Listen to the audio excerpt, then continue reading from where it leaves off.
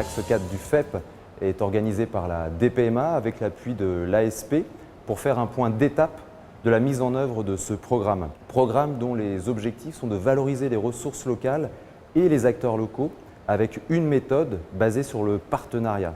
Donc c'est un outil et cet outil il est fait pour les acteurs locaux et par les acteurs locaux en leur confiant des moyens financiers pour sélectionner des projets afin de répondre à leurs enjeux.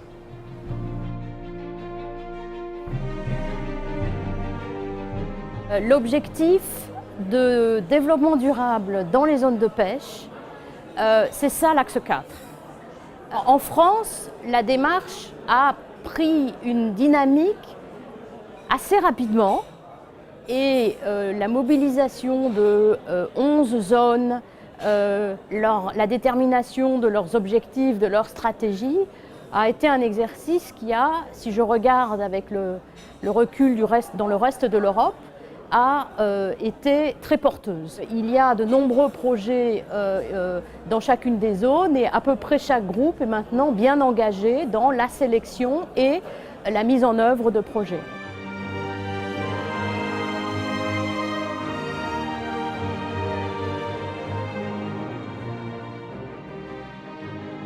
Pour la Cornouaille, l'axe 4 permet de regrouper, autant lors de la candidature que de la mise en œuvre du programme, les acteurs de la terre et de la mer. Cette démarche permet aussi de créer une dynamique de territoire autour du lien terre-mer, d'autant plus difficile à initier sur un territoire aussi vaste que la Cornouaille.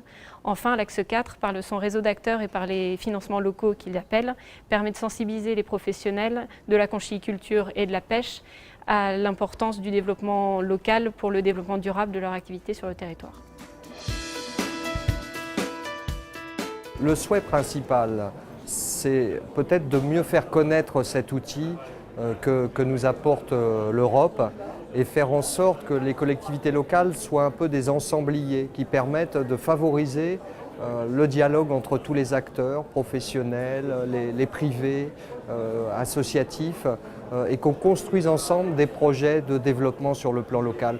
Et de cette manière, on sortira de l'expérimentation, toujours intéressante, pour parler de valorisation d'écosystèmes, pour parler d'économie, pour parler d'emploi, et c'est là où on gagnera la bataille.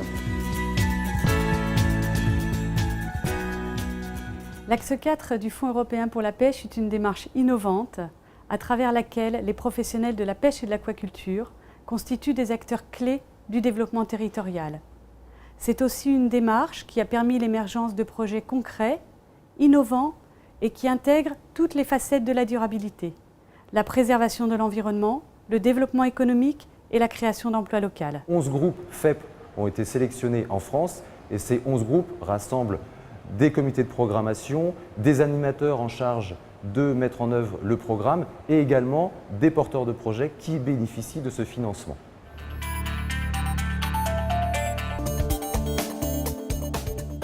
Nous faisons partie du comité de programmation du groupe FEP depuis le début.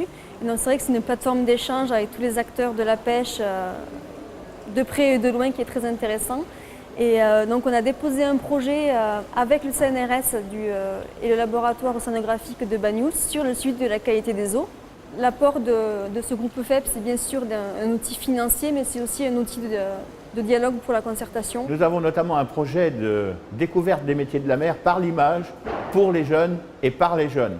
C'est eux qui font les images et c'est eux qui vont les mettre en ligne et qui vont les présenter à d'autres jeunes pour mettre vraiment les métiers de la mer en avant. L'axe 4 nous a favorisé au point de vue de l'organisation de la fête des salicornes qui, elle, a fait une promotion énorme de nos produits. Pour les professionnels, c'est quand même un bienfait énorme parce que le produit a été connu très rapidement. La DPMA et l'ASP ont souhaité mener une évaluation de l'axe 4 du FEP à l'occasion de cette rencontre nationale pour mesurer la valeur ajoutée de ce programme et également ses marges de progression afin d'améliorer le futur axe 4 dans la prochaine programmation 2014-2020. Peut-être que le premier constat à souligner, c'est la diversité des acteurs impliqués dans l'axe 4 du FEP. 99 porteurs de projets différents, par exemple. Un deuxième élément concerne une valeur ajoutée importante de l'axe 4 du FEB qu'on pourrait souligner, qui est la construction d'un partenariat positif sur les territoires, donc un partenariat fondé sur la recherche de synergies et la construction de projets concrets. Et ces projets concrets sont ensuite la meilleure publicité à faire pour mettre en évidence cette valeur ajoutée de l'axe 4.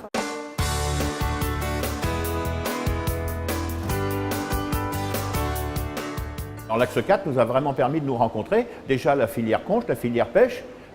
Alors pour les professionnels, c'est un résultat double, c'est-à-dire qu'on assure le renouvellement de nos métiers et on assure aussi une image positive du métier. Et quand le métier est positif, forcément, il y a une influence sur le produit devient aussi positif. Alors l'axe 4, concrètement, nous a permis d'aborder le problème de la ressource oursin en Méditerranée sur un aspect moins fondamental que ce qu'on fait par ailleurs, avec un débouché très concret sur la création d'une entreprise par un professionnel. Et en ce sens, ça conforte notre lien avec ces professionnels de la mer dans notre approche de la biodiversité et de la ressource en Méditerranée.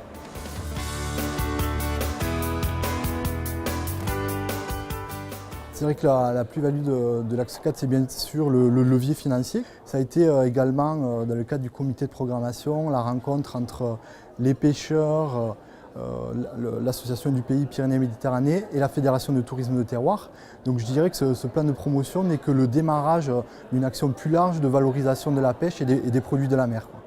L'intérêt de l'axe 4 du FEB pour les pêcheurs, c'est un intérêt primordial, c'est surtout une volonté de la profession de revalorisation de leurs produits et surtout être les gardiens et les sentinelles d'un territoire. Donc c'est un mode de pensée, c'est une vision future.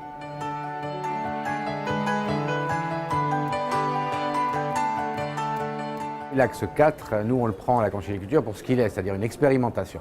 Elle a réussi en ce sens que les gens ont réussi à construire des partenariats, développer des liens, tisser des choses, monter des projets, développer une vision.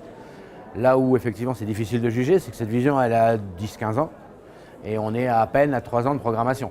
Donc forcément les résultats ne peuvent être qu'embryonnaires et il y a une espèce de volonté, un besoin qui émerge.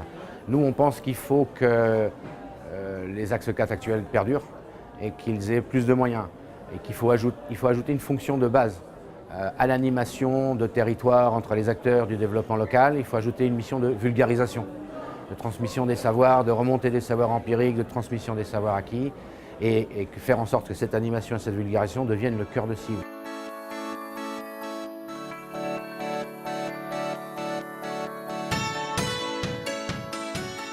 La Commission européenne, les institutions européennes sont d'ores et déjà d'accord pour continuer dans la période qui s'annonce, qui va aller de 2014 à 2020, continuer et amplifier ces expériences et ces approches de développement territorial, toujours ancrées autour de l'économie de la pêche et de l'aquaculture, et parfois bien au-delà, créer de nouvelles activités, de nouvelles possibilités dans l'économie maritime au sens général du terme.